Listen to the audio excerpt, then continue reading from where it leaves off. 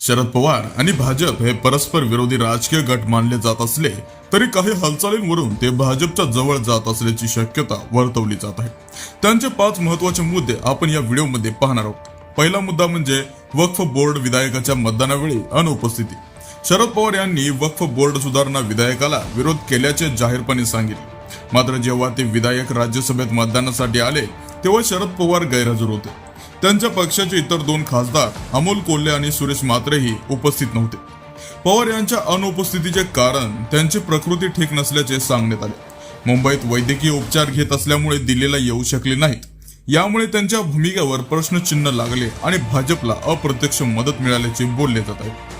दुसरा मुद्दा म्हणजे अजित पवारांना रोखण्यास अपयश आलेले। महाराष्ट्राच्या 2019च्या विधानसभा निवडणुकीनंतर 23 नोव्हेंबर रोजी अजित पवार आणि देवेंद्र फडणवीस यांनी पहाटे अचानक मुख्यमंत्री आणि उपमुख्यमंत्री म्हणून शपथ घेतली। हा संपूर्ण प्रकार अत्यंत गोपनीय ठेवण्यात आला होता, पण शरद पवारांनी त्यावर फारसा आक्रमक पवित्रा घेतला नाही। भाजपला अजित पवारांना फोडण्यास संधी मिळाली आणि शरद पवारांनी प्रत्यक्ष कारवाई न केल्याचे त्यांच्यावर भाजपला अप्रत्यक्षपणे मदत केल्याचे आरोप होत आहेत। पुढे अजित पवार यांनी शरद पवार यांच्या संमतीनेच भाजपसोबत जाण्याचा निर्णय घेतला असे विधान केले होते। त्यानुसार शरद पवार यांनीच भाजपसोबत जाण्यास ग्रीन सिग्नल दिला होता असं मानलं जायचं, पण नंतर त्यांनी भूमिका बदलली। तिसरा मुद्दा म्हणजे नागपूर दंगल प्रकरण आणि औरंगजेब कबरीचा वाद। गेल्या काही दिवसांपासून नागपूर दंगल आणि औरंगजेब कबर यांचा वाद चांगलाच तापला आहे। विरोधी नेत्यांकडून सत्ताधारी पक्ष भाजपला धारेवर धरत आहे। एकमेकांकडून आरोप प्रत्यारोप केला जात होता, पण शरद पवार नागपूरच्या दंगल प्रकरणी काहीच बोलले नाही। याशिवाय कबरीचा वाद वाढलेला असताना पण शरद पवारांची भूमिका स्पष्ट अशी दिसून आली नाही। यामुळे शरद पवारांची भूमिका ही भाजपसोबत स्पॉट होत चालली आहे का असा प्रश्न निर्माण होत आहे। चौथा मुद्दा म्हणजे पंतप्रधान नरेंद्र मोदींसोबत जवळीकता।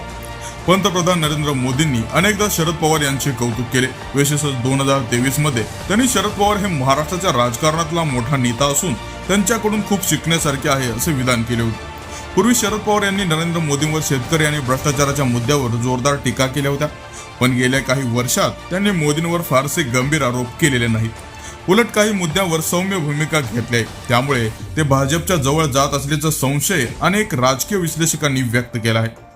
पाचवा मुद्दा म्हणजे शरद पवार आणि देवेंद्र फडणवीस यांची गुप्त बैठक।